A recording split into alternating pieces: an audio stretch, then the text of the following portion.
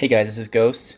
This is going to be part 6 of the Lost Crusade 101 series, and in this video I'm going to take a quick look at some of the heroes and give you some ideas on maybe like what some builds could be, potential builds.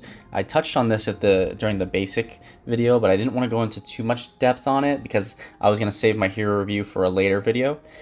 So I'm just going to jump into the hero menu here, and need to turn my volume down. Okay. So I'm going to go through and tell you which ones I think are the best heroes, maybe take a quick look at some of their abilities and say like why they're good, and then those same concepts will apply to other heroes with the same abilities because a lot of them are just copy paste from other heroes. So I'm going to start here with the legendaries first. Kind of a rule of thumb is I rate them higher if their fragments are accessible. So for example, Arinica is probably the best hero in the game just because number one, her dodge ability is really good. She's got good abilities in the middle here, like if you see where I'm shaking it. Her increases defense, march speed, and troops HP. Those are all good. She is typically a more defensive hero, but those things are all relevant in attack as well. And if you look at her other abilities, she's got that 30% chance to increase damage ability and kind of a damage over time thing. But she's just good in general because you can get her almost all the way buffed up. Oh, I have to move this. Here we go. You can get her almost all the way starred up relatively easy. I'm 9 away, so by the end of the day today, I will have her fully starred up, and I'm sure most of you guys are in the same boat. So, kind of what I'm rating these heroes, how I'm taking a look at them, also depends on not only just their abilities, but how usable they are, how much stars you can actually put into them. So she's definitely like an A+ hero. She goes into that Heresy dodge stack combo with her, Cordus, because he's got the dodge as well, and Vex, and the three of them together are probably the first heroes you should put a ton of time and resources in. I made a bit of a mistake here. It wasn't really a mistake, it was intentional. I wanted to test out a bunch of different hero builds and combos, and I knew I couldn't do that well without having like at least decent levels on them. So I did the opposite of what you should do. What you should do is put as much of your hero armor shards into like 3 heroes, probably those 3, probably Arinica, Vex, and Cordus to start, and then maybe later you go like Tycho, Alistair, and Shrike, right? Like those 3. And then if you have extra XP and stuff like that, you can dump them into the blue heroes here as well. Like Omnius is good, Praedes is good because he buffs that collection speed. So if you have just extra stuff lying around, you can put stuff into like the blue heroes, but ideally you should try to basically get like 3 heroes up to 100, and the reason you'd want to do that is I have to go into my base here, is for this. When you go into appoint heroes, we're going to use that strategy that I talked about in a previous video where you stack your best heroes onto the relevant whatever you're doing at the time. So if I'm mining like I am right now, I'm harvesting, I have my 3 best heroes, well, 2 of my best heroes and Praetes in that Master Requisitor spot, because, well, with Praetes in particular, I noticed that he had almost the same, with that little buff he has there to harvesting speed, he had pretty much the same amount of increase as Cordus, so I just put Cordus on the one that he's specialized in, which is the Logistician. And so, but when I'm going to go build something, for example, I clear out all these slots in the Master Technicus, and then I put my 3 best heroes in there, Arinica, Vex, and Cordus, and then that reduces my battle barge build time by days usually. Things like that. Same thing for research, same thing for troops training. If I'm going to train some troops, like I just did a few minutes ago, upgrading some, I am going to move them into the Reclusiarch spot, and then increases the the buffs you get in that area. So if you focus heavily on 3, you'll get bigger buffs. So that means your barges will get done faster. That means you'll collect faster. That means your research will be done faster. Your troops will be built faster. It's really beneficial to basically have all of your XP items dumped into 3 heroes essentially.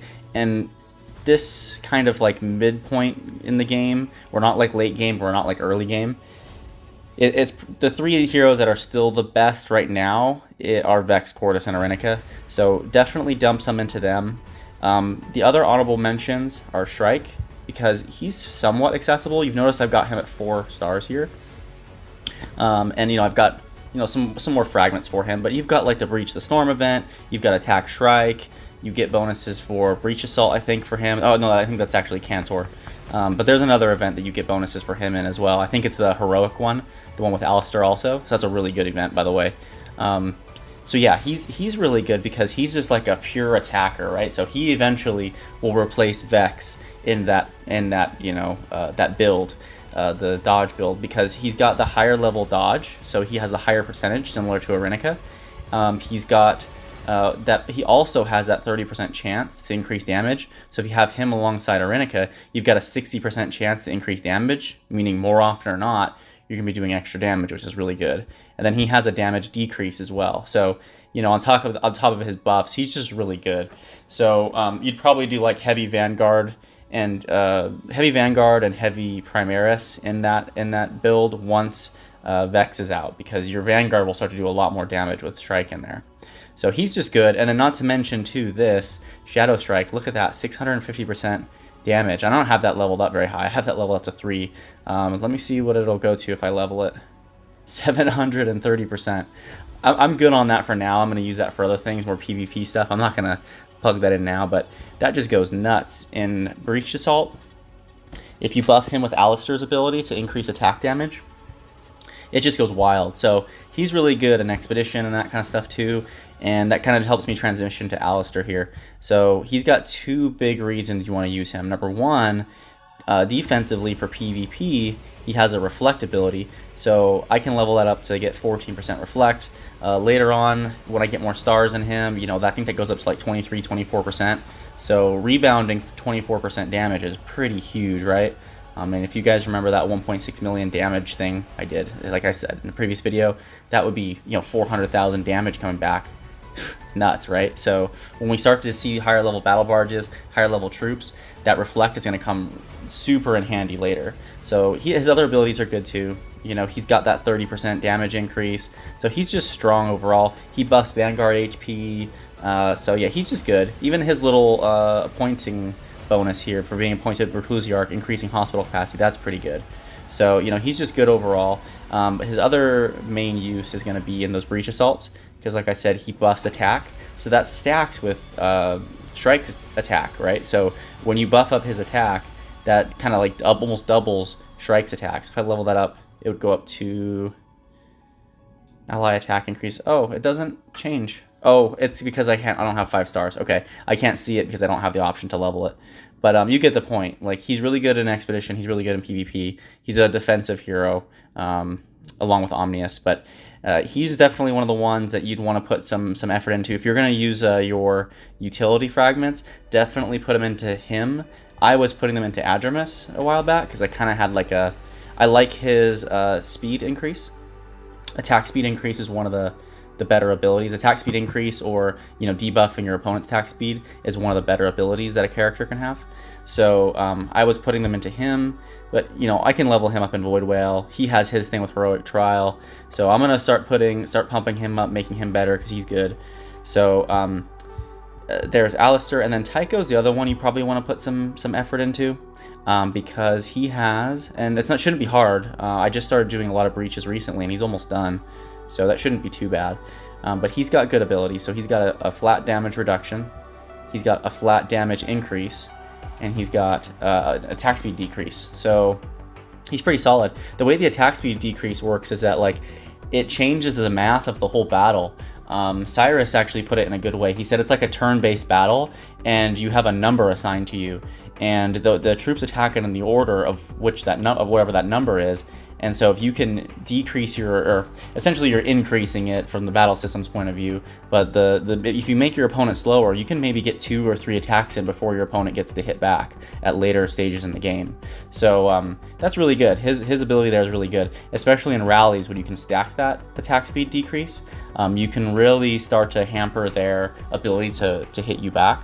So he's definitely one you should put some effort into. That's probably the main 6 ones you should go for at first. Arinica, Shrike, Cordis, Vex, Tycho, Alistair. The others are like, I mean, they'll have their uses eventually. I think in late game they'll start to shine a little bit more. Like, for example, this guy.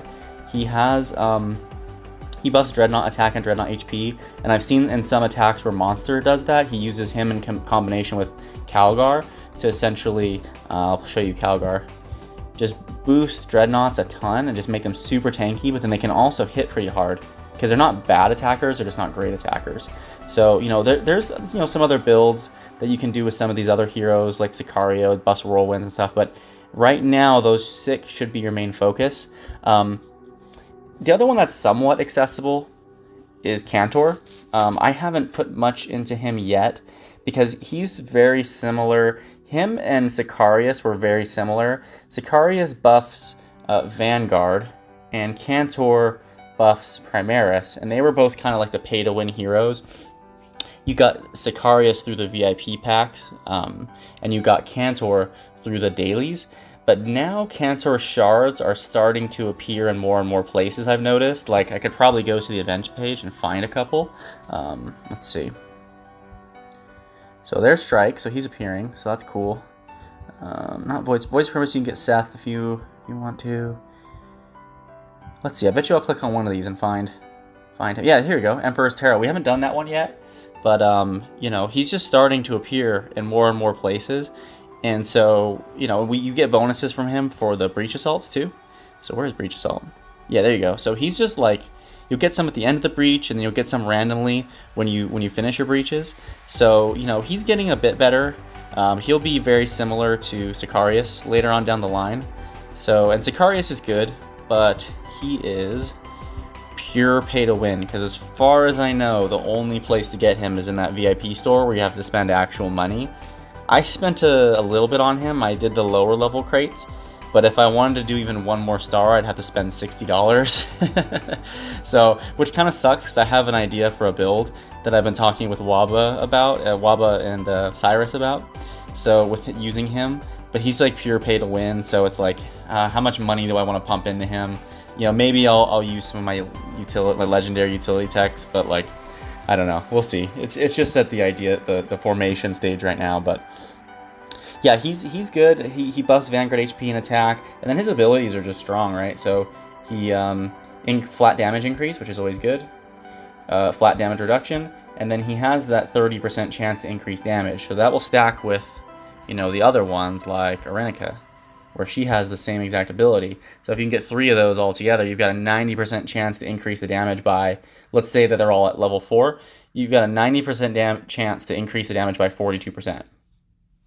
Not bad, right? Like, just flat out, I do almost 50% more damage. And once we get the level, that will be 50%. But that's just good, right? So, you know, he's got good abilities, but he is pure pay to win. That's all there is to it. Let me see if I'm forgetting any down here. We will get access to Lysander pretty soon. He's coming up in one of the events that we saw earlier. Oh, you know what? They tacked him onto the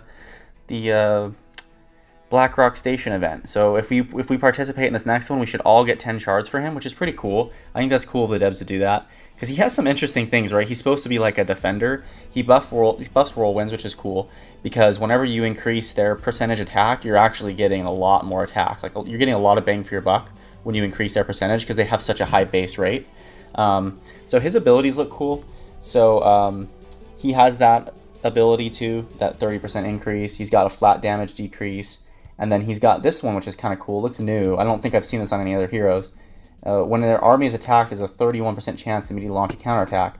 So that's pretty cool, because like you could take a troll build with like Alistair and him, and there's actually going to be another Reflect hero coming in that's similar to Alistair. So if you can imagine, you know, I'm attacking you or you're attacking me, whatever it is, but you know, whenever I take damage, I'm either going to reflect a ton of that, because those 2 reflects will stack, because it's, you know, whenever your army gets dealt damage, it gets reflected, right?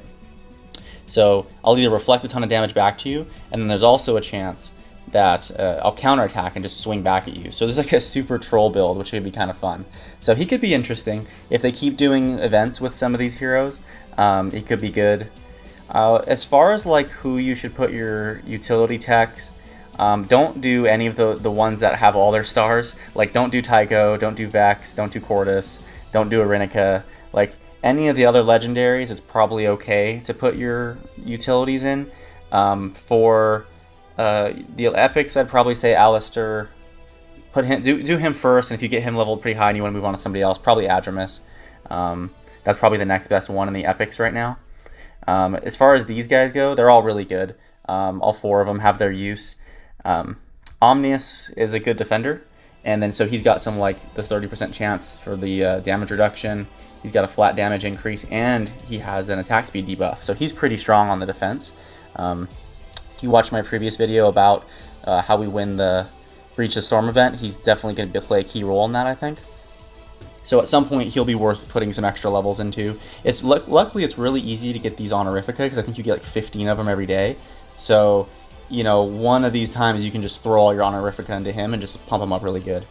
The other one worth mentioning, and they all have their respective collecting speed increases, which I'm sure everyone has noticed. So that makes them all definitely useful. But the other big thing worth mentioning is, I talked about it a bit, is that collecting speed when being pointed as Master Requisitor.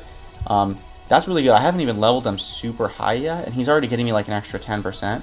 So, you know, I think I'm going to put some armor and some levels into him to just help me collect faster. So, yeah, he's good too. So keep that in mind. He also has, in PvP, he has his attack speed debuff, but he buffs like predators, which kind of sucks. But that pretty much covers it. If you do want to like try to come up with your own builds, like there's a couple things you have to consider. Like number one, what type of unit does that hero buff? So if you see here, like Seth, for example, he buffs Vanguard, right? So you're like, all right, I want to make an army that beats Dodge, for example.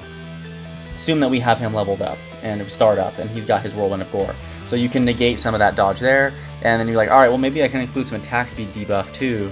And then you're going to look at those heroes that have that ability. All right, well what units did he buff? Oh, he buffs Predators. Okay, that's not that great. So you know, you kind of have to have some synergies there. But like, oh, but he buffs Vanguard. So maybe I could do something with Alistair too. Like when those little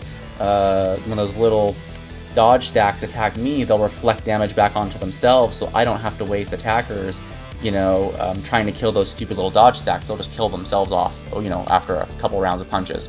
So, you know, things like that. Like you can kind of look for those like synergies, to use like a crappy buzzword.